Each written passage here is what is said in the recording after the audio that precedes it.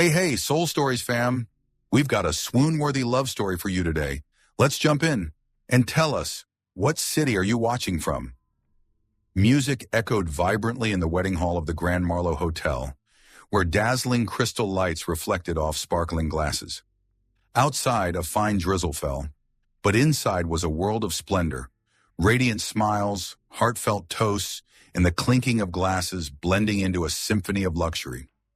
Clara stood still at the entrance, her hand unconsciously tightening around the strap of her small purse.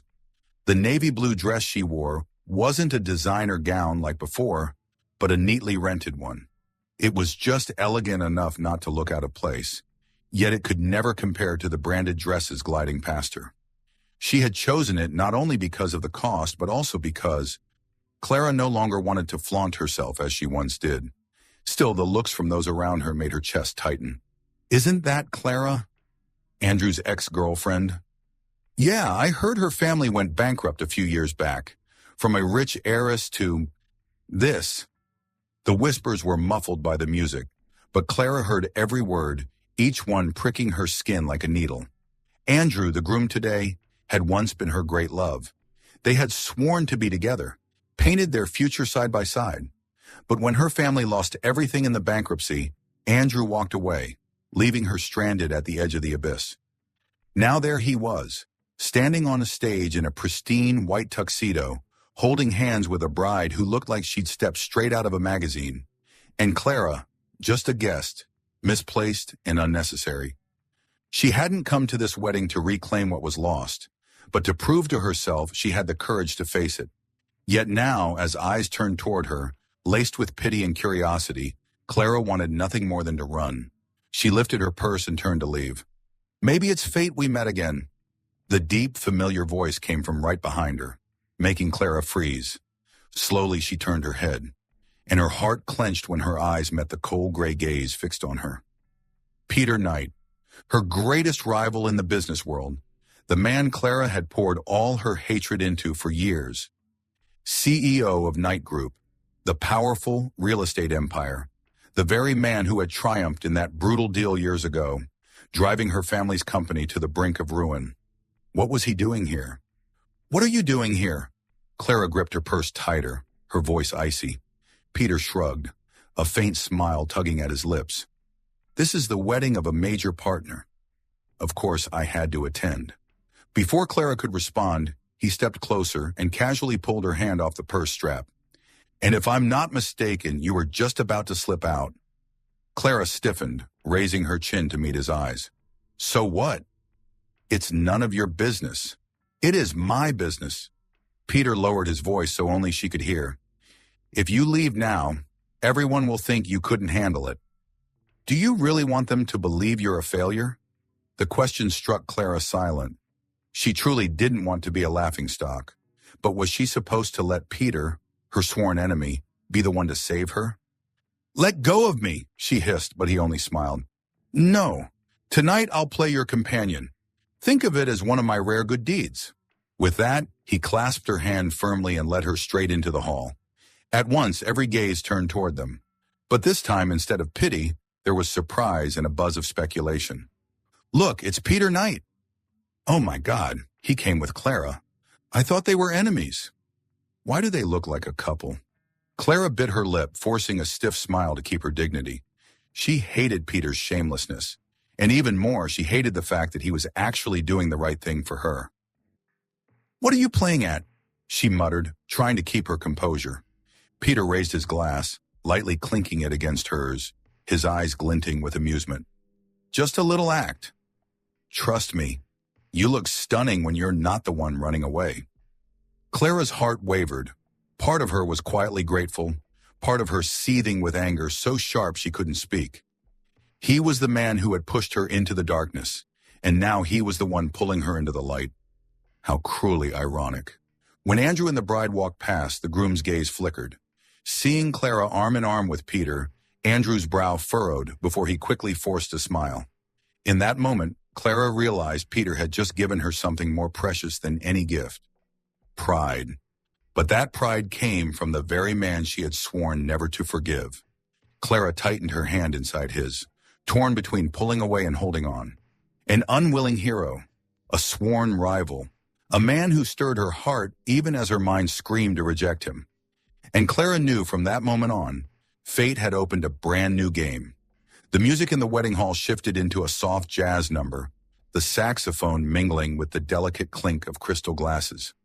Clara still hadn't recovered from the shock of Peter boldly holding her hand and pulling her back inside.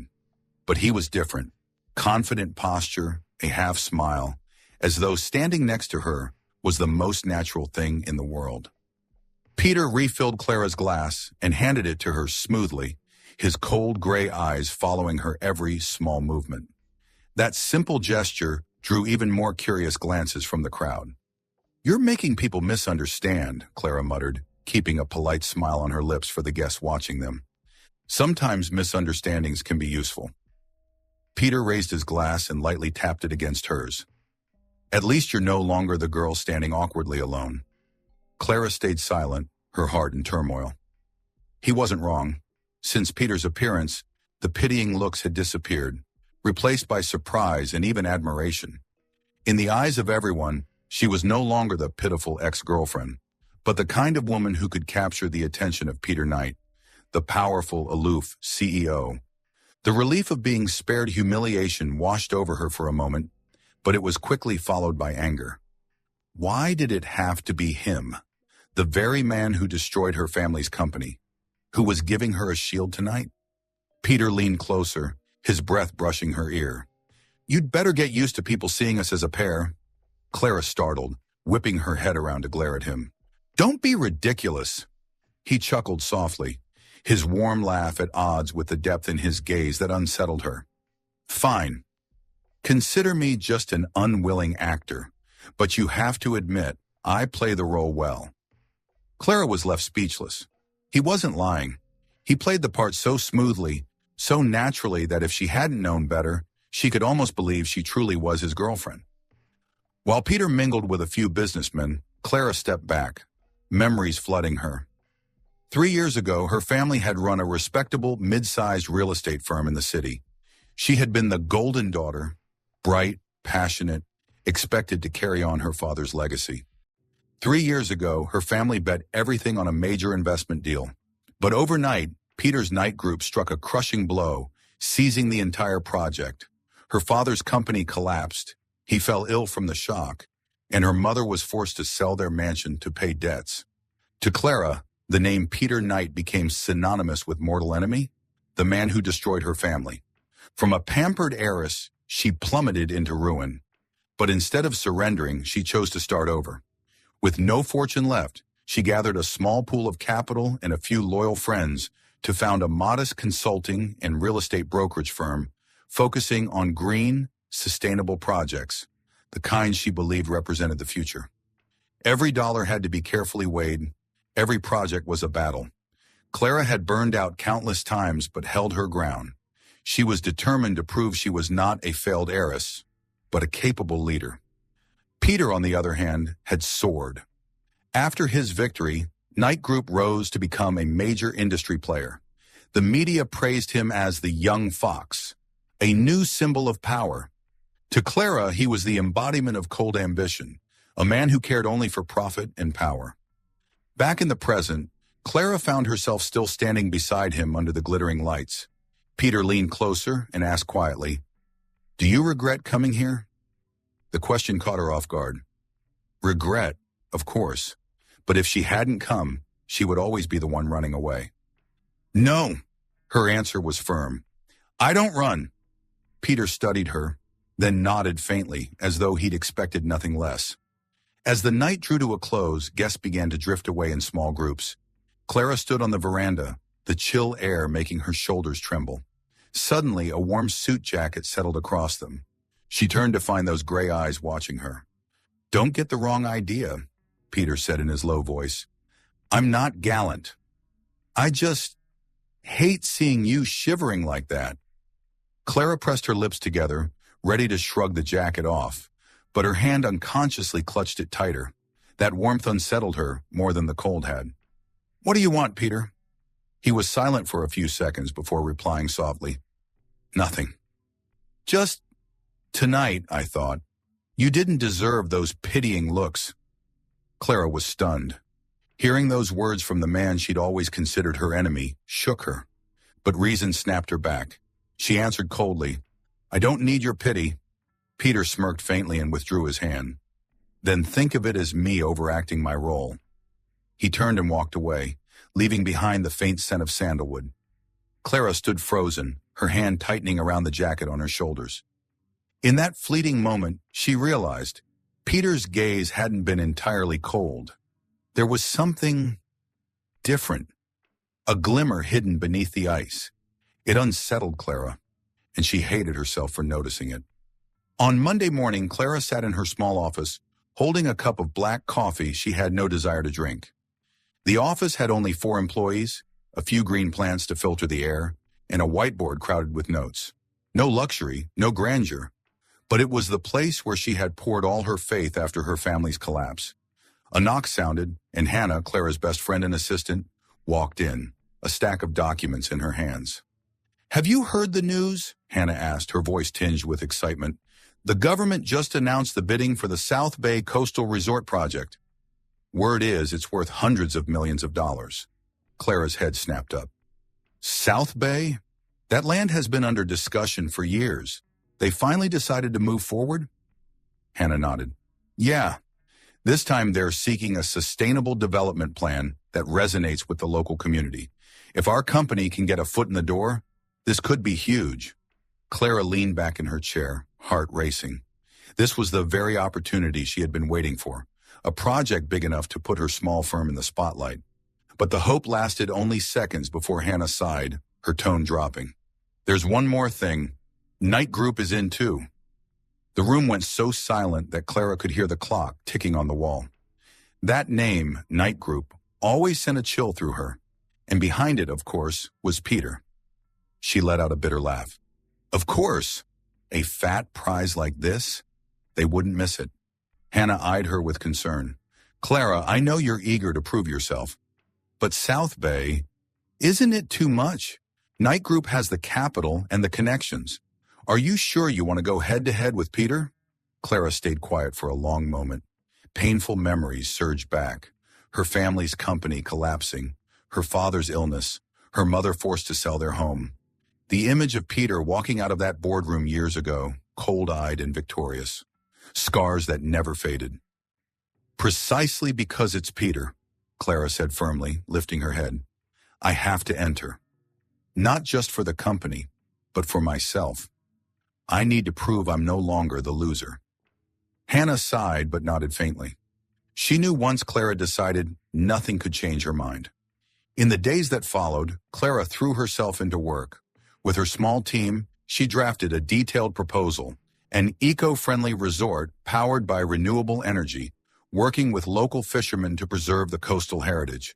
She stayed up countless nights, her fingers aching from typing and redrawing plans, but her eyes still burning with determination.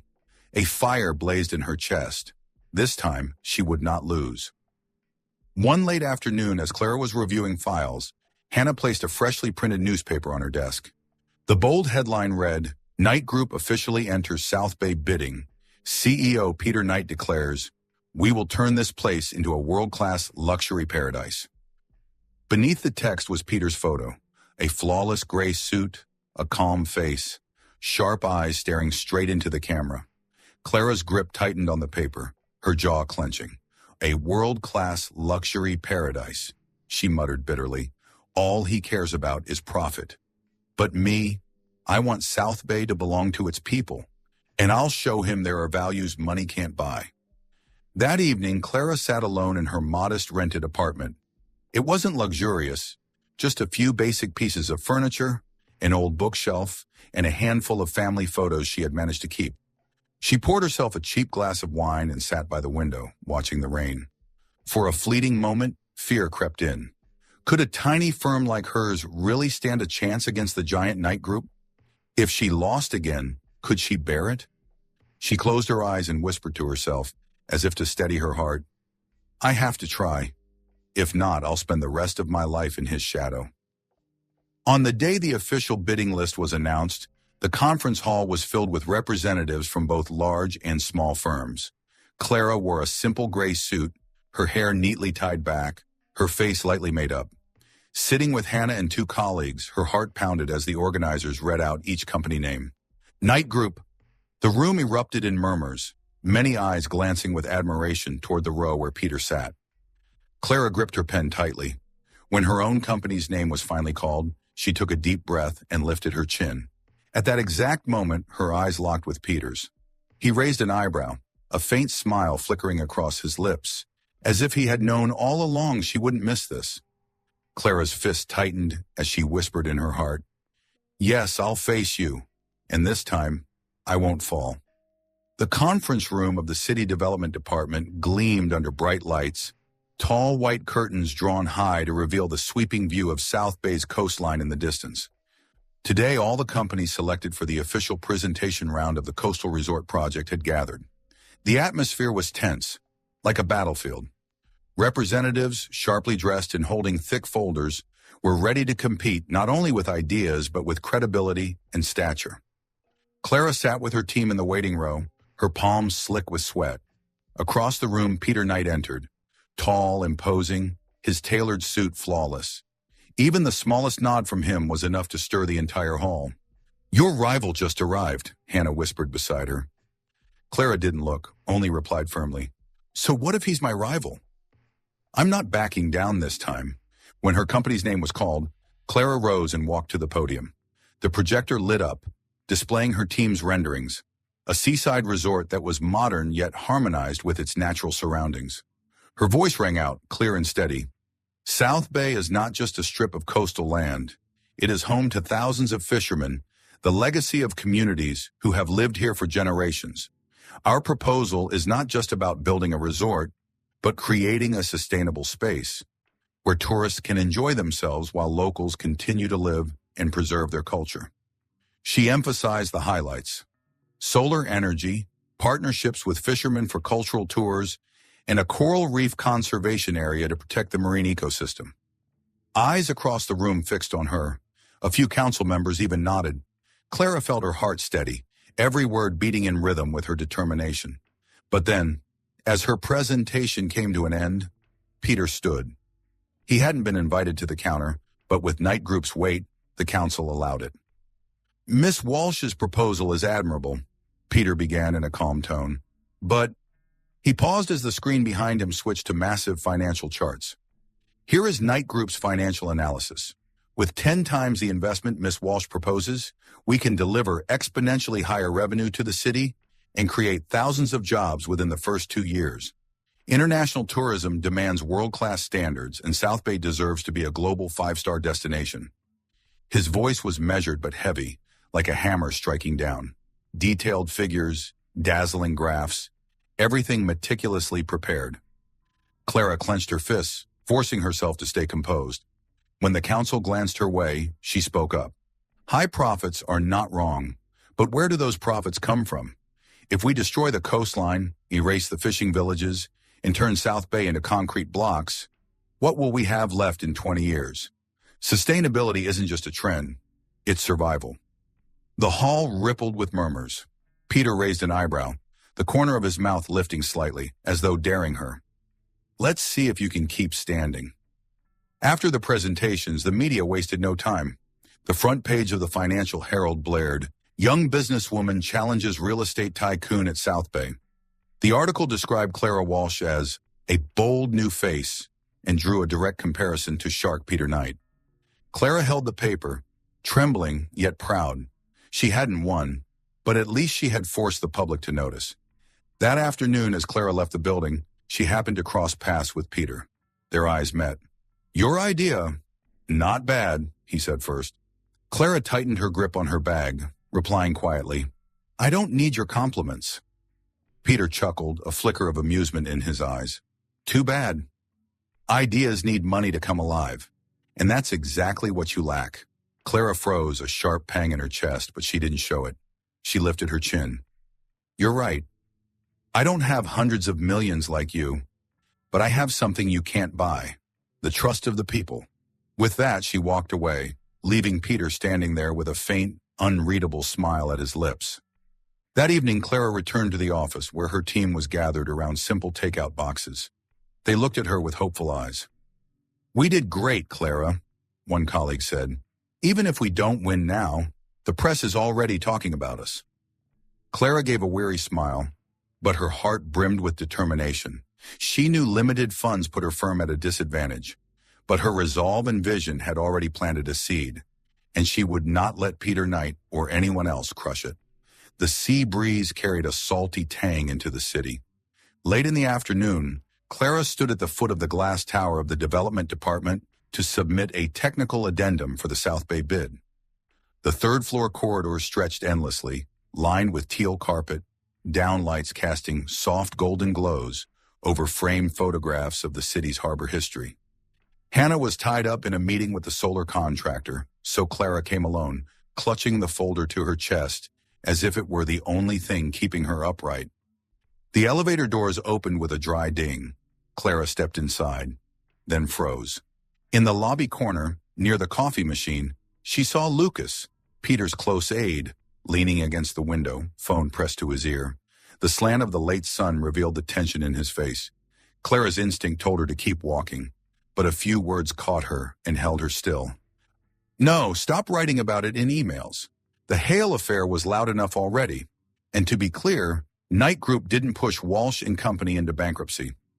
Hale triggered the material adverse change clause first, cutting off their credit line. We only," Lucas lowered his voice, as if afraid the walls had ears, "only finished the game by the rules." Hale. The name struck Clara like metal scraping glass. Victor Hale, the family's former strategic partner, the man her father once called a brother. He had joined their plan to develop the Riverside complex until it all collapsed like a vanishing trick. Banks pulled out, contractors walked away, investors demanded refunds. In Clara's memory, the final image was the boardroom door swinging open, Peter Knight walking out cold-faced and victorious, while her father sank into a chair in despair. Clara's throat went dry. She pressed herself into an alcove by the emergency stairwell, heart pounding to the point of breaking. Yes, Lucas continued. Peter knew Hale was negotiating with the banks until the last minute. But that wasn't our move. At the time, Knight only presented an alternative plan, guaranteeing creditors' repayment and keeping the project alive. It was the best option for the city back then, he sighed. We took the blame, fine. But if Hale hadn't pulled the liquidity plug, Walsh and Company wouldn't have collapsed. A pause, Lucas shifted the phone to the other ear, voice lower still. I know, the media only sees the one who made the final strike. But inside, you know too, Peter didn't start that fight. Clara had heard enough. Her fingers dug so hard into the folder's edge, they turned white. From the shadows, she slipped into the stairwell, only daring to breathe once the steel door closed, her heartbeat echoing in the narrow space. He didn't start it? Hale pulled the plug first? Peter only finished it? The questions clashed in her head like waves against a breakwater. For 3 years, the name Peter Knight had meant destroyer, those gray eyes seeing her only as a problem to be solved. And Hale, the man who sat beside her father in countless meetings, who called her niece, suddenly shattered out of his safe pedestal in her mind. Clara re-entered the corridor.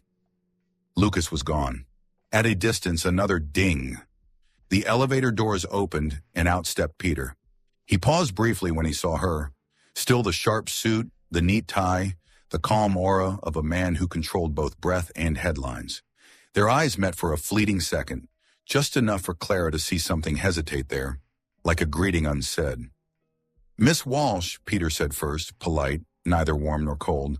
Clara's reflex shield rose. Knight. He gave a slight nod and walked past. Only then did Clara notice her own fingers trembling. She wanted to hurl the questions at him. What did Hale do? You knew, but stayed silent? But the words stuck in her throat.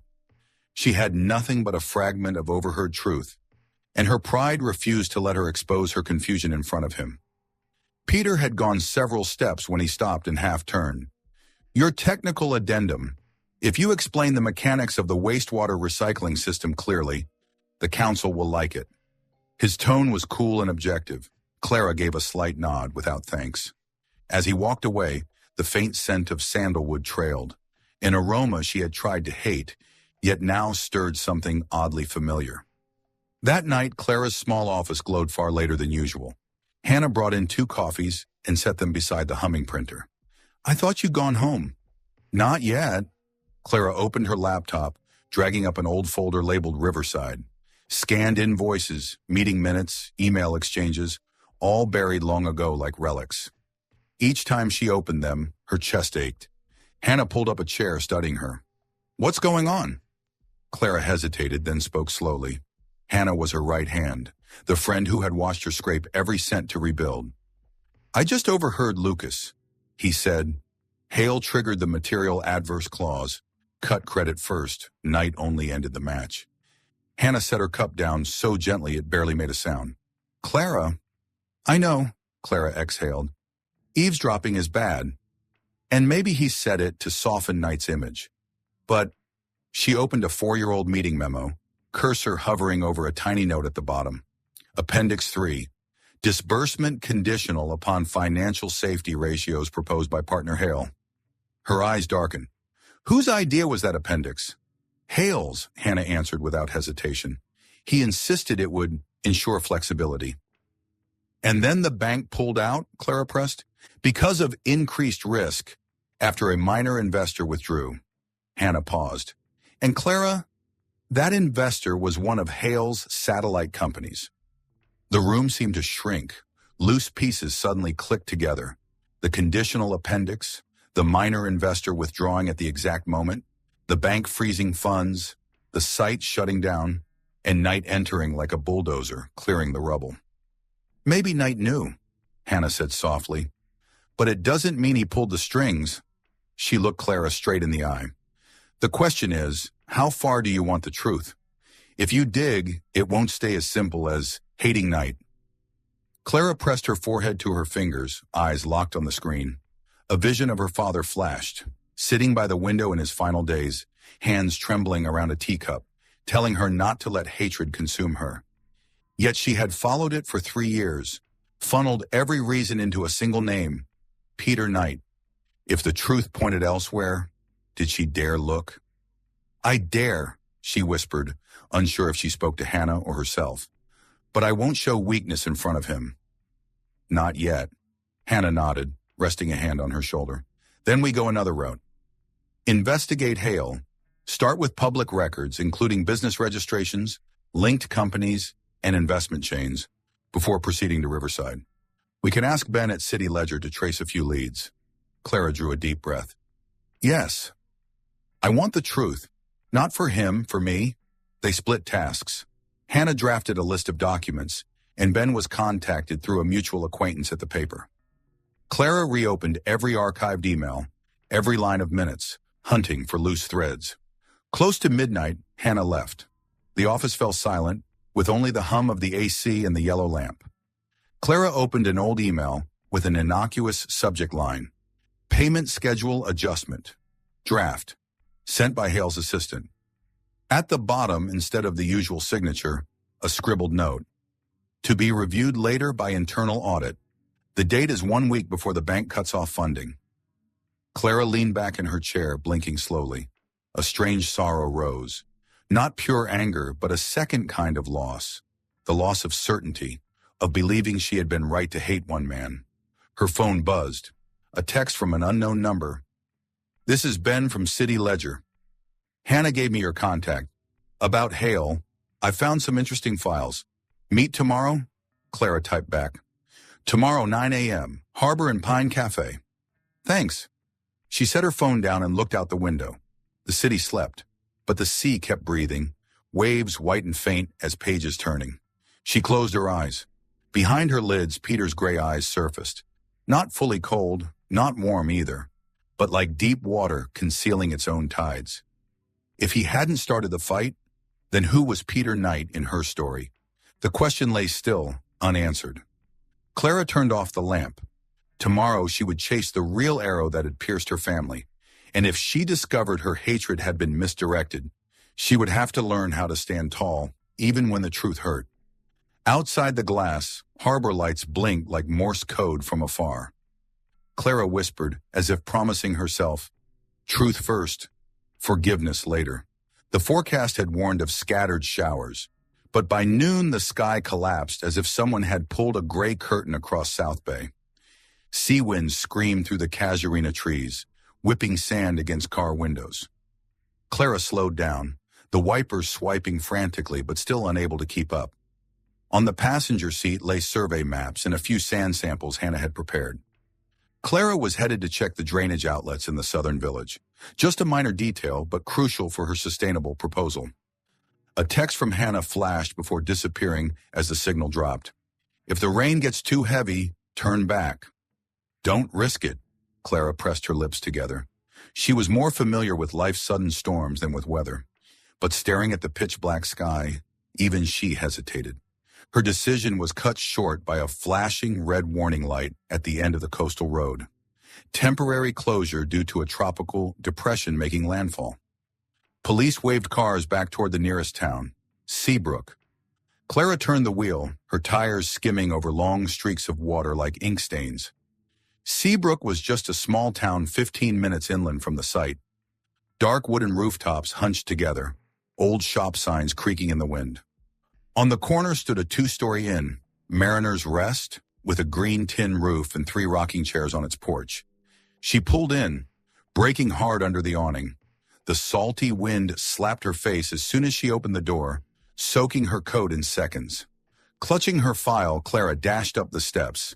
Inside, behind the front desk, an elderly woman with silver hair and reading glasses strained to hear a crackling radio. "You need a room?" the woman rasped. "Yes, 1 room. Just for tonight, I think." The old woman nodded, handing her a pen. "Power's been out for half an hour. Lucky the fireplace is still running. Storm's a bad one tonight." Clara signed and paid cash. Just as the key changed hands, the door swung open again. Wind rushed in, carrying rain, and a faint scent of sandalwood. Peter stood in the doorway, hair damp, sleeves rolled to his elbows, jacket draped over one arm. His eyes flicked past Clara for a brief second before resting politely on the woman. "Any rooms left, ma'am?" Clara froze. The universe had a twisted sense of humor. "Lucky you, 1 room left," the woman said, glancing out at the downpour. "Everyone's stopping here tonight." Peter nodded, paid, and accepted the key. He turned to Clara. "South Bay road's closed. I was checking the dock at Seabrook and got stuck." "What a coincidence," Clara said flatly. The woman pointed toward a dim hallway. "No power. The emergency lights will guide you. Fireplace is on in the lounge. The kitchen is cooking fish stew for dinner. That'll have to do." The inn's lounge glowed warmly with the crackling fire. Flames cast long shadows across the wood-paneled walls. Clara sank into a worn armchair, carefully fanning her papers to dry without letting them get too close to the fire. Peter set his jacket on the chair opposite, disappeared into the side kitchen, and returned with 2 ceramic mugs. "Ginger tea," he said, offering her one. "The lady swears it'll keep us warm." "Thank you." Clara wrapped her hands around the mug, heat soaking into her frozen fingers. The sharp, sweet scent of ginger cut through the musty smell of damp clothes. Outside, the wind howled against the porch, windows rattling in their frames. Somewhere upstairs, a child giggled, then fell silent as thunder cracked. By the fire, the blaze leapt higher. Clara glanced at Peter. In the firelight, the hard edges of his face softened, his gray eyes less like blades and more like deep, unreadable water. "Are you always this calm?" she asked before realizing she'd spoken aloud. Peter sipped his tea. "I was trained to be." His gaze stayed on the fire, voice lowering as though speaking to himself. "My house was never noisy. Study schedules, extracurricular schedules, summer internships. Everything was a timeline. My father believed that if you don't accelerate, someone else will overtake you. I learned to count my breaths when it got too fast." "Count your breaths?" Clara tilted her head. "Yes." He gave the faintest smile. 7 in, 7 out. Numbers gave my mind structure. I carried that into the boardroom. When people shout, I count. When stocks crash, I count. When the press calls me cold, I still count. Old habits cling tight. Clara stayed quiet, startled by the softness of the admission. "And when you win, do you count then too?" Peter met her eyes. I do. Because victory is noisy. People cheer, laugh, and raise glasses. And then, suddenly, it's silence. Just a new burden, a new timeline. I measure that by rhythm, too. Clara propped her chin on her hand, watching a spark fizzle out in the hearth. Sounds lonely. Loneliness is a price some people choose to pay. He shrugged.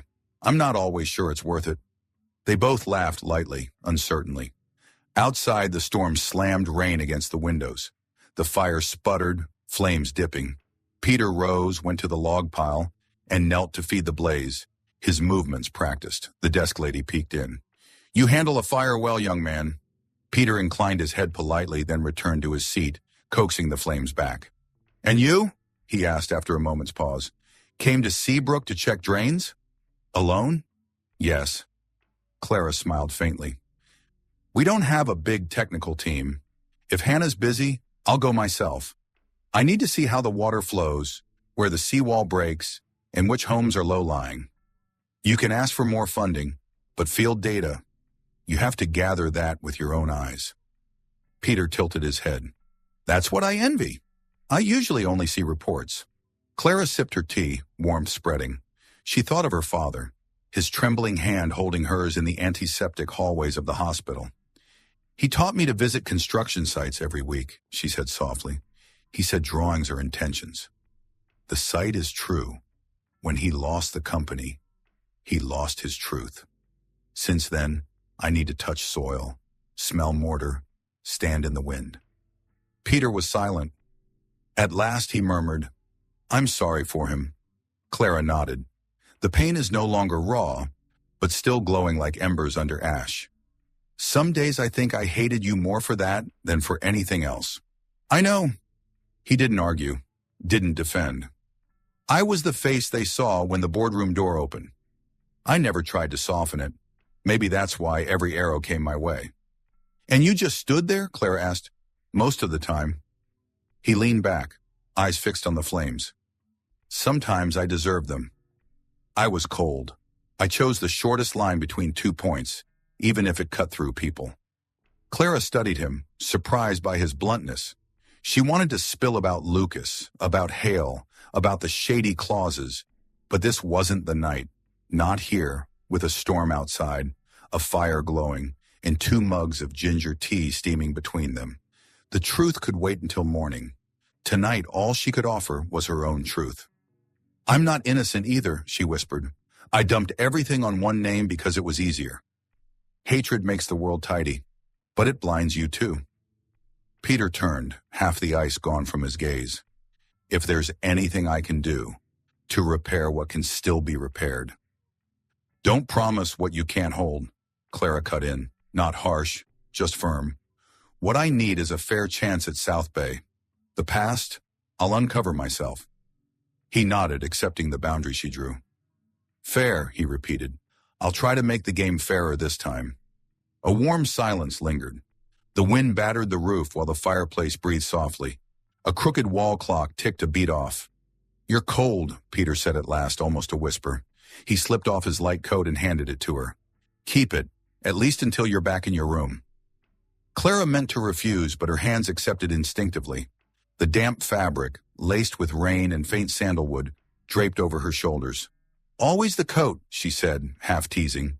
My kinder gestures seem limited, he replied, the corner of his mouth quirking. She laughed, a small sound that surprised even her. It faded into the storm's roar, leaving behind a silence that wasn't uncomfortable. In that silence, Clara noticed her heartbeat slowing, steadying, not by counting, but by firelight, ginger tea, and the strange presence of the man she wanted to avoid yet couldn't look away from. Night deepened. The old woman brought 2 steaming bowls of fish stew, scented with dill. They ate, talking idly about harbor cafes, about a boy from the fishing village who built boats from cans. Once, when Clara reached for the salt, their fingertips brushed against each other. A static spark ran up her arm. Both pulled back quickly, like children caught crossing a chalk line. Later, the storm still raged. The woman handed them candles, guiding the way down the dark hallway. At Clara's door, they stopped, facing each other in the soft glow of her candle. Good night, Miss Walsh, Peter said, voice low, as if not to wake the storm. Good night, Knight. She hesitated, then added, and thank you for the tea and the fire. She gestured toward the lounge and gave a small shrug. He nodded, something rare flickering in his eyes. Strange thing to say, but maybe fate likes to arrive late, in the rain. Clara smiled, shaking her head. Don't blame fate. She pushed the door open, then paused. Or blame it halfway. The door closed, leaving the hallway to the storm's growl. Clara leaned against it for a long moment, Peter's coat still heavy on her shoulders, sandalwood and rain mingling. She shut her eyes, letting the warmth spread, just far enough to feel, but close enough to remember it was dangerous to forget distance. Tomorrow the storm would pass. Roads would reopen. She would meet Ben and open the files that might change the direction of an arrow from the past. But tonight, the fire still burned in the lounge, and somewhere behind the ice of one man, Clara had glimpsed a spark. Not forgiveness, just a crack wide enough for warmth to breathe. By morning, the storm had vanished as if someone had yanked a thread straight out of the sky. The gray clouds unraveled, leaving thin silver beams glinting across the green tin roof of Mariner's Rest. Rainwater dripped steadily from the eaves. In the distance, seagulls called in broken bursts. Clara opened her door. The room still smelled faintly of damp wood and laundry soap. Peter's coat sat neatly on the back of a chair, drier than it had been last night. She slipped on her own jacket, folded his into a precise rectangle, and stepped into the dim hallway where morning light touched her face. Warm, unexpectedly gentle. Peter was already in the lobby, speaking with the elderly innkeeper about the road's reopening. His shirt was fresh, his tie loose, his posture straight yet less rigid. He turned at the sound of her steps. The road to South Bay's open again, he said, his voice lighter than usual. Police advised slowing at the wooden bridge. You all right? I'm fine, Clara replied. She handed him the coat. Thank you for last night. He accepted it, his gray eyes flicking briefly to hers. The kitchen has coffee. Can I get you a cup? She nodded. They sat at a small table by the window, coffee mingling with the faint scent of dill left over from last night's stew. Outside, water stains spread across the streets like dried ink. Last night, Peter began, then paused, weighing his words. Thank you for telling me about your father. Clara turned her cup, watching the ripples rise and settle. It's nothing. A thin silence stretched. Peter leaned back, gaze steady on the window frame. Clara, he said, cutting straight to the point this time, I don't want to be just your rival anymore. The words dropped onto the wooden table like a coin into water. Ripples spread, touching the rim of her cup. Clara looked up. His face held no arrogance, none of the sly confidence she'd seen in press conferences. Only a quiet seriousness, as if he were laying down an important contract without knowing if it would ever be signed. I know this is a terrible moment to say it, he went on, slow and steady. The project's still hot, the press is circling, and he drew in a breath, betraying that old habit of counting, then exhaled. But I don't want to pretend everything is just business anymore. I respect you in the boardroom. He faltered, searching for a word less bright than like, less final than love. I care. The word care landed softly, unexpectedly, not dazzling, but warm, like last night's fire. Clara's chest tightened. She'd imagined all kinds of things he might say, a clever quip, a neat metaphor, even some strategic move disguised as intimacy. But the simplicity of his words left her nothing to fight against. Last night, when he spoke of counting breaths, she had glimpsed a crack in the ice. Now that the crack had widened just enough for light to slip through. But then came the shadow, memories of the old boardroom, her father, Riverside, the material adverse change clause, Hale's assistant's email, and Peter's cold figure at the door, the period at the end of everything, and the overheard conversation yesterday, fragments still unaligned. Peter, she whispered, I can't trust a man who once stood as the reason my family lost everything. He didn't flinch. He didn't defend. He simply received it. A flicker of regret passed through his eyes like a cloud. I understand. He leaned back, hands lacing together. I don't expect you to forget in a single stormy night. I just wanted you to know where I stand." A faint smile, more self-mocking than protective, touched his lips. "And to let you know, if you need a straight line, I'll try to bend." Clara gave a dry laugh. "Straight lines don't bend." "Then I'll redraw the points," he answered instantly, as though the words had been waiting, "or learn to walk the curve." The reply unsettled her. Peter Knight had always been the straightest, shortest line between 2 points. Efficient, ruthless, unyielding. To hear him talk about walking curves sounded absurdly tender. And that was dangerous. The tenderness of a dangerous man was doubly so. She set her cup down, fingers lacing together. "We're bidding on the same project. The press is watching. I can't be the woman rumored to be in bed with the rival." "I know," he said simply, "no excuses. And I don't want you to be anyone's shadow either." A text lit up Clara's phone. From Ben, City Ledger. "At Harbor and Pine. Got Hale's files. Can you come?" Her heart skipped, then raced. The documents that might answer the questions she had buried for 3 years, waiting. She looked up. "I have to go." She rose, tucking in her chair. "This conversation... Thank you for the honesty. But I need the truth before I know what to do with all of this." She gestured between them.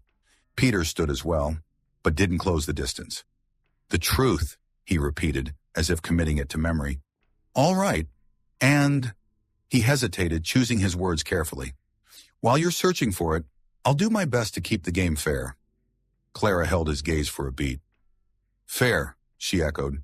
"And if I catch anything unfair, I'll give it back in kind." A thin smile. "I believe you'd catch it faster than anyone." The innkeeper appeared, holding paper receipts and 2 room keys. "Check out, dear," she said cheerfully. The storm had passed, pulling them both back onto their separate straight roads. The cafe at Harbor and Pine bustled more than usual after the storm, everyone craving warmth. Ben waved as soon as Clara entered, a brown briefcase resting on the table like a compact vault. "Got something," he said, sliding out shareholder transfer records from a shell company, a strange name that, traced back, linked to Hale. The week before the bank cut the credit line, this company transferred holdings to an offshore trust. The money trail's messy, but the timing is exact. And here, an internal bank memo notes risk elevated due to ownership changes in Party B. Party B being Walsh and Company. Clara thanked him, fingertips trembling on the paper's edge. The pieces began to click. Not into a gentle picture, but into a dirty map. Peter's name was absent. He might have known. He might not. Either way, the arrow that pierced her family had launched from another bow. Ben sipped his coffee. "I'll keep digging. But this is enough to say, it stinks." Clara nodded, drawing a deep breath. "Thank you." When she stepped out, the wind carried a trace of salt and the scent of fresh waffles. She paused under the awning, gazing at a patch of sky now blue with streaks of gray. Peter's words from the morning echoed back. "I don't want to be just your rival anymore." It wasn't a blazing symphony, but a single steady note that lingered. She knew she was moved, not by numbers or titles, but by the moments when he placed her dignity on the table, when he admitted to loneliness without theatrics, when he didn't scramble to defend himself even when given the chance. But feeling was one thing. Trust was another. Trust was a bridge that couldn't be built overnight. Her phone buzzed. "Hannah, sent the revised wastewater system draft."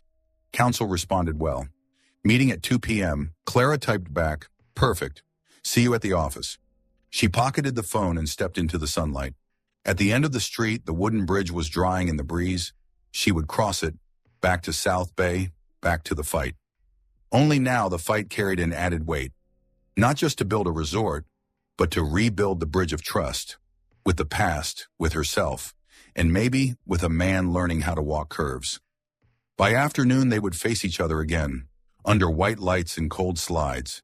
There she would be Clara Walsh, sharp, straightforward, unshaken by half a confession. But in the smallest corner of her heart, a seed had touched soil. It hadn't sprouted, hadn't been watered, and was still covered by coarse fabric called reason. Yet a seed was still a seed, only waiting for the weather. Clara lifted her chin to the breeze. Fair, she whispered to herself, like a vow. Then she walked on. Beyond the bridge, the sea was brightening. Beyond the bridge, Peter Knight was likely still counting his breaths, and for the first time, perhaps, counting them slower. Loving this story. This story belongs to Soul Stories. If you see it anywhere else, please come back to our official channel to enjoy it in full. The Grand Hall of the City Development Department was lit like a stage. This was the final bidding round for the South Bay project, and the air in the room was thick with tension. Dozens of cameras were pointed at the stage, and hundreds of eyes were locked on the competitors. Reporters crowded the back, shutters clicking nonstop. The project itself was already magnetic, but the real reason the public was buzzing was the clash of two names, Clara Walsh and Peter Knight. The two sworn rivals are now fighting head-to-head for South Bay. One journalist whispered excitedly to another, "This might be the hottest headline of the month." On the giant LED screen hanging above, the headline scrolled across, "Entwined in rivalry, young businesswoman challenges real estate tycoon in final round." Clara sat in the third row, gripping her file so tightly the paper edges left marks on her hands. She could feel every gaze fixed on her. Some saw her as reckless, others as a symbol of resilience rising from ruin. But none of them could see how fierce the battle inside her was. Across the aisle, Peter sat straight-backed, clad in a charcoal-tailored suit, his face unreadable, untouchable, like a steel wall standing between Clara and victory. She tried not to look his way, but his presence pulled at her anyway, her heart stumbling in its rhythm. When Clara's company was called, she rose, walked to the podium, her heels steady against the wooden floor. Her voice came through strong, and even on the microphone, as she laid out every detail: solar energy systems, closed-loop wastewater treatment, coral reef conservation, and partnerships with local fishermen for cultural tours. South Bay is not just a destination, it's a home, she concluded, sweeping the room with her gaze. We believe this project must bring economic growth while protecting the communities that have lived here for generations. A few council members nodded. Murmurs rippled behind her. Clara drew a deep breath, confidence filling her chest. But as soon as the applause began to fade, the MC's voice rang out. "Now the representative from Knight Group." Peter rose. He didn't need notes. His voice was calm, each number firing like bullets. 10 times the proposed investment, triple projected profits in the first year, thousands of direct and indirect jobs. Behind him, colorful charts painted a picture of inevitable victory. South Bay will become a 5-star paradise, Peter declared, drawing international travelers and placing this city firmly on the global tourism map. For us, this is not only about profit, it's about prestige for the entire city. The council reacted with audible approval, heads nodding firmly. Reporters burst into applause. Clara bit her lip, chest tightening. Her proposal carried heart, but his had money, power, and a voice people trusted without needing proof. During the break, the press swarmed her. Flashbulbs strobed, microphones shoved in her face. "Miss Walsh, how does it feel to face Mr. Knight head on? Do you really think you have a chance? There are rumors you and Mr. Knight have a personal relationship. Does that affect the outcome?" Clara drew in a breath and smiled calmly. "I'm here for South Bay and for my vision. Everything I've done has been transparent. Fair competition is all I ask for." The room hushed for a moment, then erupted again. From across the crowd, Peter's gray eyes caught hers. He lifted a brow, as if to say something, then turned away. That night, Clara sat in her office scrolling through headlines. From rivals to romance, business enemies clash over South Bay. Walsh versus Knight, competition or love story. She shut the laptop and tossed her phone on the desk. Her mind spun. She was torn between the feelings sparked that stormy night in Seabrook and the career she had poured her heart and soul into. If she backed down, she would admit she was small. If she let her heart soften, she risked the company, her sweat, her tears, her father's memory. A knock at the door. Peter stood there unannounced, no longer the polished CEO on stage, but just a man under the yellow glow of her desk lamp. "You did well today," he said, his voice even. Clara clenched her fists. "Don't pretend you care. We're rivals." "Yes, rivals." He stepped closer, his gaze sharp yet warm. But Clara, love and rivalry don't cancel each other out. They can coexist. They can make us stronger. Her heart pounded. Even as her reason screamed not to believe him, his words touched a place she'd kept locked away. "You're saying this to throw me off guard?" she asked, half mocking, half shaken. Peter shook his head. "I'm saying it because it's what I believe." A heavy silence filled the room. Clara turned away, afraid that if she looked longer, she'd fall into his arms. The next morning, a bombshell dropped. The city's biggest financial paper blasted the headline, "Global conglomerate Helios Capital offers to acquire entire South Bay project." The council immediately called for an emergency session. Helios was a foreign giant, its capital dwarfing that of the Knight Group. If accepted, Clara and Peter's sleepless nights, their proposals, their battles, it would all be erased. Clara's hands trembled around the newspaper. Two feelings collided inside her: fear of losing everything, and a strange flicker of relief. At least her war with Peter was no longer the only shadow. But when she looked up, she met his gaze. For the first time, she saw undisguised worry in those gray eyes. Peter spoke softly, just for her. "This time, maybe we're not rivals anymore." The news of Helios Capital hit like a tsunami, sweeping away months of preparation from every bidding company. The press called them the foreign giant, and analysts agreed. Once Helios stepped in, no domestic firm stood a chance. Clara sat in her small office, hands wrapped around a cup of cold coffee. Hannah read the article on her laptop, her voice sinking. "Helios is offering double Knight Group's capital. If the council favors safety, we're finished." Clara stayed silent. She had fought too long to stop here. But the reality was so brutal that even her ironclad resolve began to crack. A knock at the door. When it opened, Peter appeared. He wasn't in his usual sharp suit, just a white shirt, sleeves rolled up. In that moment, he didn't look like the untouchable real estate tycoon, but like a man searching for an ally. "We need to talk," he said. They met at a small seaside cafe, windows opening straight to the crashing waves. Clara sat opposite, fingers interlaced. Peter slid a folder across the table. "Helios has the money, but they're outsiders. They'll strip the profits and leave behind a concrete shore." His gray eyes locked on hers. "If you want South Bay to keep its soul, we have to work together." Clara gave a dry laugh. "You think I'll just shake hands with you?" Peter didn't argue, only nodded slightly. "I know you hate me. Maybe you're right too, but this time, the real enemy isn't us. If we keep fighting each other, we both lose. Helios wins." Her chest surged with conflict. Logic told her he was right. Her heart trembled at the strange sincerity in his gaze. "Just this once," she said softly, as if setting a condition. "Just this once," he confirmed, a thin smile curving his lips. From that day, Clara's tiny office became a shared war room. Documents piled high, laptop screens glowed deep into the night. Clara typed reports while Peter stood behind her, pointing out figures. Late at night, Hannah started to pour coffee, but Peter took the pot.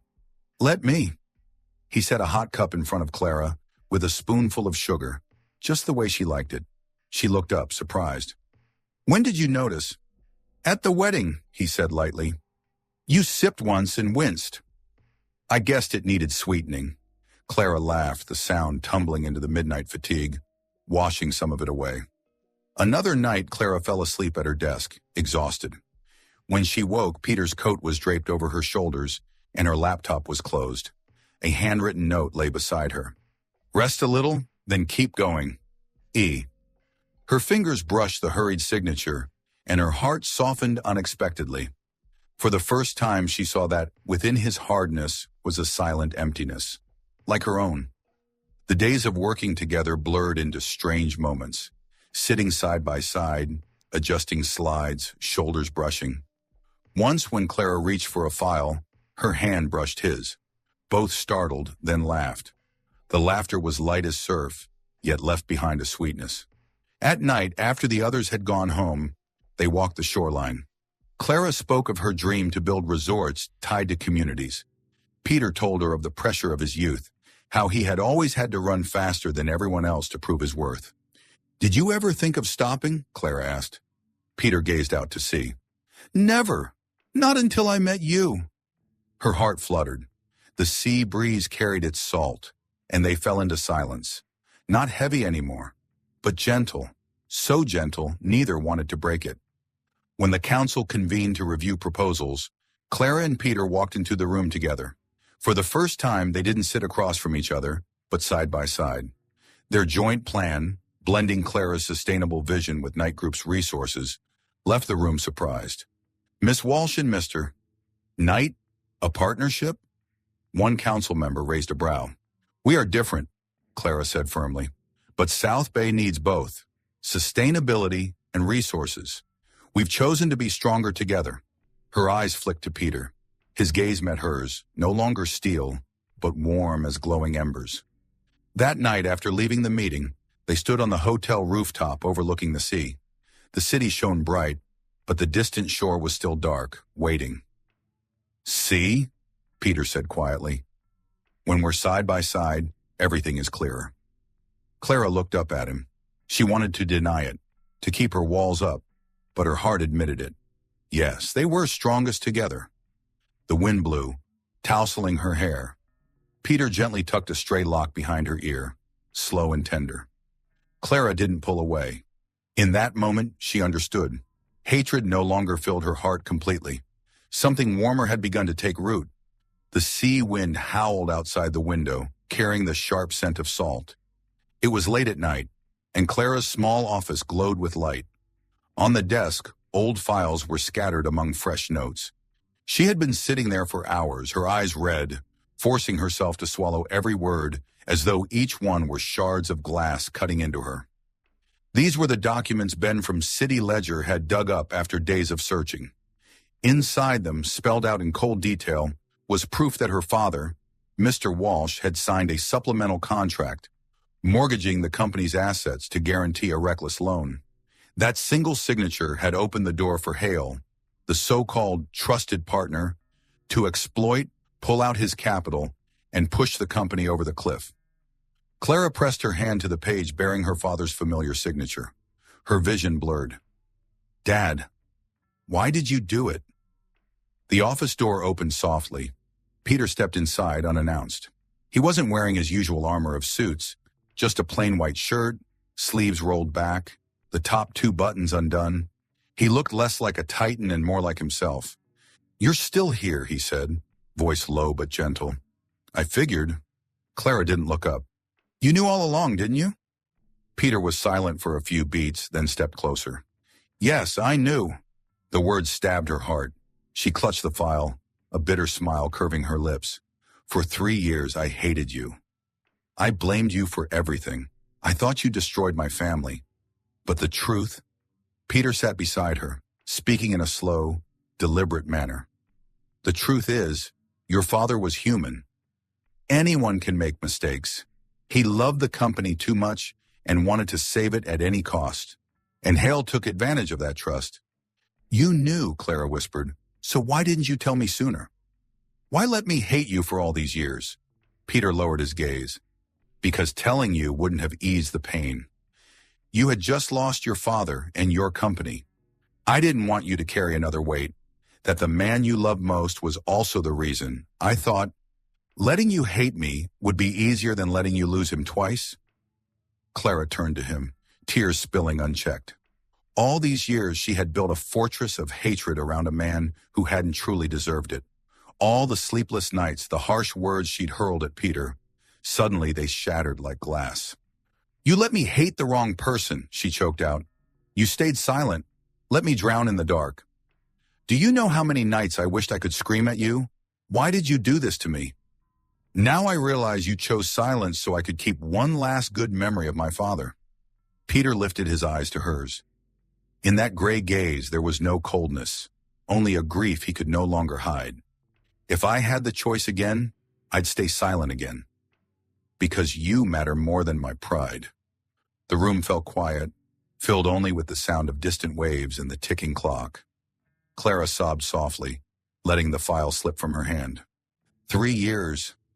I hated the wrong man, she whispered. Peter reached out, drawing her gently into his arms. His embrace was strong yet tender, as though peeling away every thorn she had wrapped around herself. Clara let herself lean against him, listening to his heartbeat, steady and sure against her ear. "Maybe fate didn't take everything," Peter murmured, his voice rumbling in his chest. "It left you, me." Tears streamed from Clara's eyes, but now not only from pain. In his arms, she felt both loss and hope. A cruel truth had been revealed. Yet in the same moment, she realized her heart no longer refused him. Peter held her tighter, as though engraving a promise into every breath. "I can't give you back the past, but I'll walk with you into the future." Clara closed her eyes, letting the tears flow. Within her, a seed stirred, no longer buried under hatred, but watered by truth and the fragile beginnings of trust. Outside the window, dawn painted the sea in hues of rose.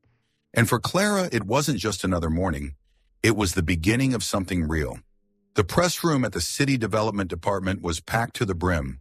Camera flashes fired nonstop, the hum of voices swelling like waves. The final results had just been announced. The council officially awarded the South Bay project to the Walsh Consulting Knight Group Alliance, not to Helios Capital. The news swept through the city like a reverse storm. Reporters rushed to send breaking headlines. Foreign giant defeated by unlikely alliance of longtime rivals. Some outlets went further. Rivalry becomes strength. South Bay has its winners. Clara sat at the conference table, her heart still trembling faintly. As applause thundered across the room, she had to draw a long, steady breath to believe it was real. All the sleepless nights, all the scars of the past, all the doubts about herself, answered now in 2 words: victory. Beside her, Peter sat straight-backed, his face calm as ever. Yet his hand tapped lightly on the table, a tiny rhythm betraying that for him, too, this wasn't just a business win. It was one of those rare moments when he allowed himself to exhale. When the host invited the representatives to speak, Peter rose first. Microphone in hand, his voice rang steady and sure. South Bay is a golden opportunity, but it is also a test of trust. Trust that sustainability can stand beside profitability. Miss Walsh and I chose to build this project together because we believe in a future where the shore still has a soul and the people here still have a home. He paused, then, unexpectedly, turned to Clara, extending his hand. The flashes exploded. Every lens in the room swung toward them. Clara froze for a beat, her heart leaping to her throat. But those gray eyes met hers, not commanding, not pressuring, simply inviting, trusting. Slowly, she placed her hand in his. His warm grip tightened, a promise without words. The press room erupted in cheers. Within minutes, a news site splashed the headline, "South Bay secured the city's new power couple." When it was her turn, Clara stepped up to the podium. The microphone was cool, but her voice came strong and unwavering. "I used to think rivals could only try to destroy each other, but South Bay proved the opposite. When you combine different strengths, you can create something greater. Maybe," she turned toward Peter, her eyes glimmering with gentleness, "maybe we were meant to both fight against each other and belong to each other." Applause burst like crashing waves. This time, Peter didn't hide his smile, a rare, genuine smile. After the press conference, they slipped out of the building, away from the crowd of reporters still jostling at the door. The South Bay evening was drenched in gold, the sea shimmering like sheets of silver. Clara exhaled, relieved, but her hand was still in Peter's, neither of them letting go. "You just made me say the most romantic line of my life in front of hundreds of cameras," she teased, cheeks flushing. "You spoke from your heart," he said, his voice low but his lips tilting with the faintest grin. "And I'm proud I was there to hear it." She laughed, light and free, like the sea breeze itself. Together they walked on, shoulders brushing, 2 people who, after years of detours, had finally found their rhythm side by side. That night, headlines everywhere blazed with images. Clara and Peter, hand in hand, standing together against the South Bay backdrop. The public referred to them as the power couple, but to Clara, it was more than a label. It was the truth she had just touched. She and Peter were strongest not just in business, but in love. A year slipped by as swiftly as the sea breeze. South Bay was no longer an untouched stretch of land waiting to be claimed, but had transformed into a model resort. Eco-friendly wooden lodges nestled among rows of casuarina trees, solar panels glistened on rooftops, and the coral sanctuary beneath the clear waters drew hundreds of volunteers and visitors. The local people still lived in the same places their families had for generations. Children played on the sand, and seafood stalls lined the beach as always. However, many families also worked as guides for fishing village tours, proudly sharing their culture with visitors. The project was hailed by the press as the sustainable development icon of the decade. In every article, images of Clara and Peter appeared side by side, not as rivals anymore, but as partners, and more than that, as lovers bound by fate itself. That afternoon, South Bay glowed beneath the sunset. On the beach, a small wedding was being prepared. There were no extravagant decorations, only white veils fluttering in the wind, wooden chairs neatly arranged, and an aisle paved with gleaming seashells. Clara wore a pure white gown, simple but elegant, the train brushing the soft sand. Her hair flowed freely, crowned with a wreath of wildflowers. She stood beneath an arch of paper blossoms, the evening light sparkling in her eyes. Peter walked toward her from the other side. His sand-colored suit fit perfectly, his tie understated. No longer the cold CEO, he was simply a man smiling at the woman he had chosen for life. When his hand touched hers, they looked into each other's eyes, and in that gaze they saw the whole journey, the humiliating wedding of another, the tense bidding wars, the storm in Seabrook, the night by the fire, the moment the truth was revealed. All the hatred and struggle had become stepping stones leading them here. The ceremony was simple. Only family, close friends, and colleagues who had stood with them through the project were present. The waves lapped softly like music, and the breeze carried blessings. As the priest finished, Peter leaned close, his warm, familiar voice brushing her ear, making her heart tremble. "Maybe it's fate we met again." Clara laughed through tears, whispering back so only he could hear, "And this time, I won't walk away." Their sweet kiss followed under a sky painted in rose, witnessed by loved ones in the eternal song of the sea.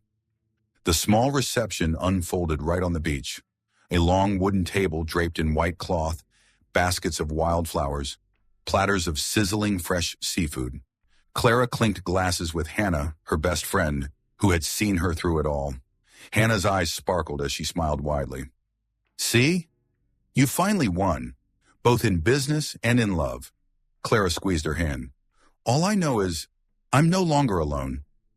At a distance, Peter was laughing with a group of local fishermen, leaning down to listen to their stories. When he caught Clara's gaze, he lifted his glass toward her, his eyes brimming with warmth. She smiled back, her heart whispering, "Maybe this is the beginning I've been waiting for."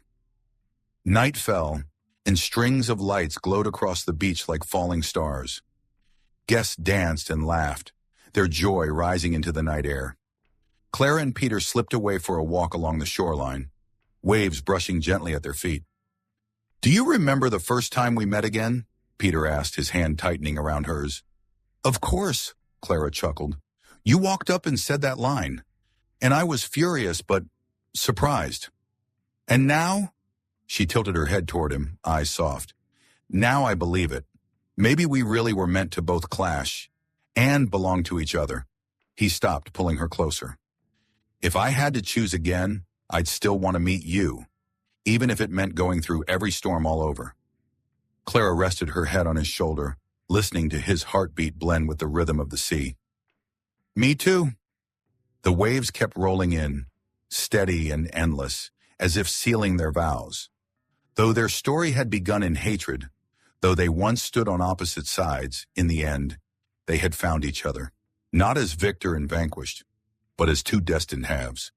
In the hush of the night tide, Clara closed her eyes, peace spreading through her body, and she knew, from this moment, their story was only just beginning.